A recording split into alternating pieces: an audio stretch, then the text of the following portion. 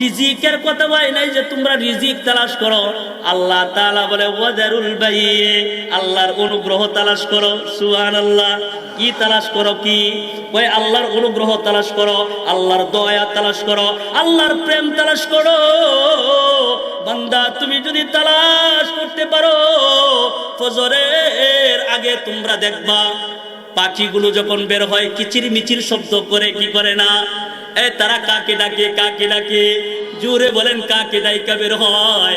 আসমানের মালিককে ডাইকা কিচির মিচির কইরা ফজরের আগে বের হয়ে যায়।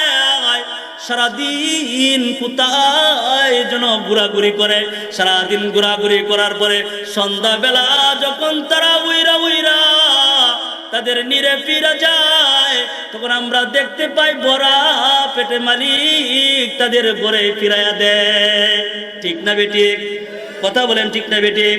ভরা পেটে ফিরাইয়া দেয়। আমার মালিক বলে, এ বান্দা তুমি যখন আমার ইবাদত কইরাও, আমার অনুগ্রহ তালাশের জন্য যখন তুমি বের হয়ে যাইবা, আমি আসমানের মালিক কি নির্ধারণ নাকি? আমি আসমানের মালিক কি এতই কঠোর নাকি? আমি আসমানের মালিক তো রহমান, আমি তো রহিম, আমি তো দয়ালু, আমি তো অত্যন্ত মেহেরবান। আমার চাইতে দয়াবান আর কেউ নাই।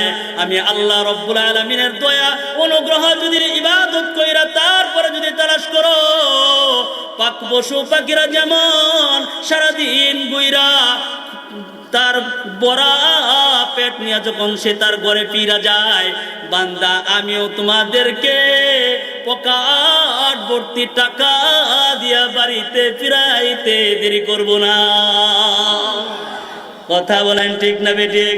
তারাও কিচির মিচির শব্দ করে ডাক দিয়ে বলে, মালিক বের হইতেছি, আমাদের দিকে একটু দয়া করবেন। ঠিক না বেঠিক?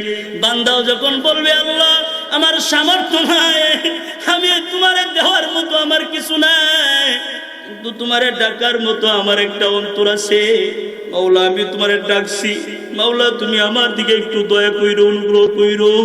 বান্দা যখন নত হয়ে যায়, আল্লাহ নতওয়ালা বান্দার উপরে আসমান থেকে রহমতের সকিনা নাজিল কইরা দেয়। আল্লাহ তাআলা বলতেছে, এ বান্দা শুনো, অনুগ্রহ তালাশের জন্য বের হইবা, রিজিকের ফয়সালা তো আমি বলে। হযরত